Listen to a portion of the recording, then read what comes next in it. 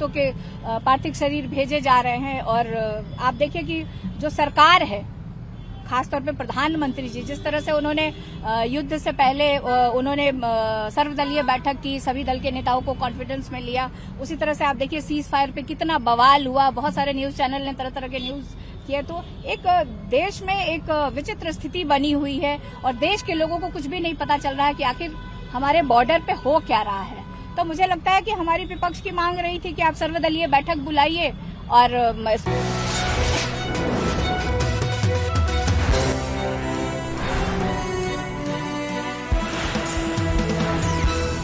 पार्थिव का dead body आया, आप लोगों ने भी श्रद्धांजलि दी, क्या कहेंगे जिस तरीके से लगातार ये घटना हो रही है? देखिए, आप लोग भी देख रहे हैं कि जो एक देश में जो एक युद्ध की तरह अभी सिचुएशन अभी भी हम लोग को कोई देश की जनता को जानकारी नहीं, और खास तौर पे बिहार के जो वीर सपूतों का जो शरीर, पार्थिव शरीर जो बिहार आ रहा है, तो उनके प्रति बहुत दुख हो रहा है। खास तौर पे उनके परिवार के साथ अपनी संवेदना व्यक्त करती हूँ।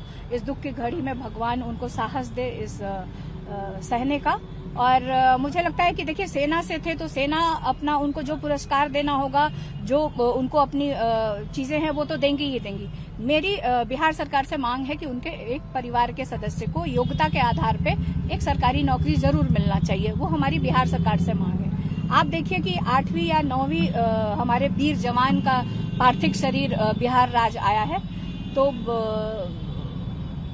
सिचुएशन के बारे में देश की जनता को कुछ भी अभी पता नहीं चल रहा है। सिर्फ हर एक राज्य में वीर सपूतों के पार्थिव शरीर भेजे जा रहे हैं। और आप देखिए कि जो सरकार है, खासतौर पे प्रधानमंत्री जी, जिस तरह से उन्होंने युद्ध से पहले उन्होंने सर्वदलीय बैठक की, सभी दल के नेताओं को कॉन्फिडेंस में लिया, उसी तरह से आप देखिए सीज फायर पे कितना बवाल हुआ, बहुत सारे न्यूज चैनल ने तरह तरह के न्यूज किए। तो एक देश में एक विचित्र स्थिति बनी हुई है और देश के लोगों को कुछ भी नहीं पता चल रहा है कि आखिर हमारे बॉर्डर पे हो क्या रहा है।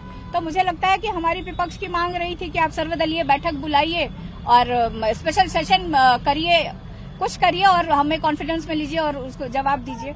तो अभी तो यही है कि अभी जो सिचुएशन, हम लोग भी बहुत कुछ नहीं जान रहे हैं किस तरह की सिचुएशन अभी बॉर्डर पे किस तरह के हालात है, हमें देश को कितना नुकसान हुआ है और हमने कितना नुकसान पाकिस्तान को पहुंचाया है। देखिए, आतंकवाद को तो कोई भी बर्दाश्त नहीं करेगा और हमारी सेना सक्षम है, तीनों टुकड़ियां सक्षम है आतंकवाद को जड़ से खत्म करने के लिए, उनको मुंहतोड़ जवाब देने के लिए। तो हम लोग सेना के साथ हैं, उनका हौसला हम लोग को एकजुट होकर के, भारत के सभी लोगों को एकजुट होकर के सेना का हौसला बुलंद करना चाहिए।